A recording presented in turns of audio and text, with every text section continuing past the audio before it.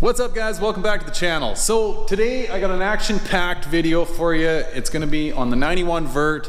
We're gonna be changing motor mounts in the old girl. These ones are shot, they're beyond shot. Okay, so here we are on the passenger side. There is my motor mount for the passenger side of this motor, and you can see the rubber is cracked, it's disintegrating, it's literally ready to fall apart. I'll show you from the back side of the K-member. So here is driver's side, similar story. Cracked, rubber is disintegrating, it's all squashed out. It's not good at all. This is a prime example of shot motor mounts. Okay guys, now I know what you're thinking, and before you go jumping off of this video thinking there's no way that you can tackle motor mounts, I'm here to tell you, you totally can. Okay, if you got a little bit of mechanical knowledge and a handful of sockets and wrenches, you can make this happen. The hardest part is having an engine crane or a floor jack, which some people have, some people don't. Most people know someone that might have one.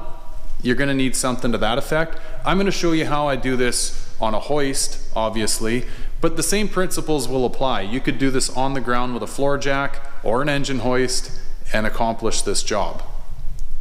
Okay guys, now I want to show you what these look like outside of the car so you can get an idea of what's going on, okay?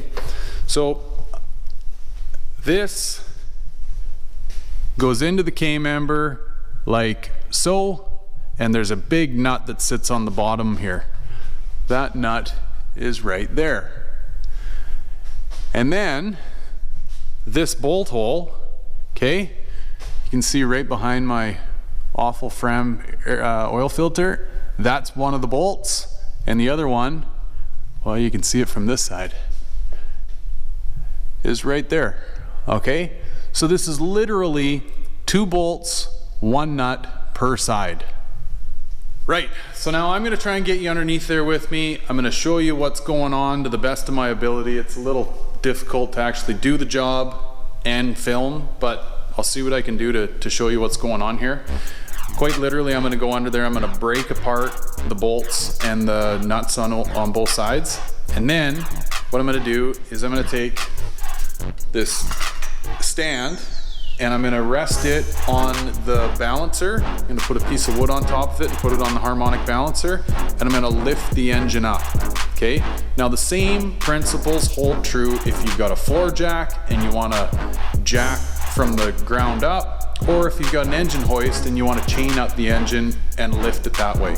Regardless of your method, I just want you to know you need to lift that engine up so you can get the motor mount out and the new one in.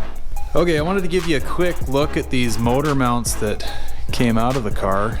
I mean, this is a very good indication that your motor mounts are shot. So if you're laying under your car and your motor mounts look like this, consider getting them out of the car in short order. Yeah, this guy is really, really bad. Okay, so here is the final product. Driver's side, passenger side. Quick little look from the back side.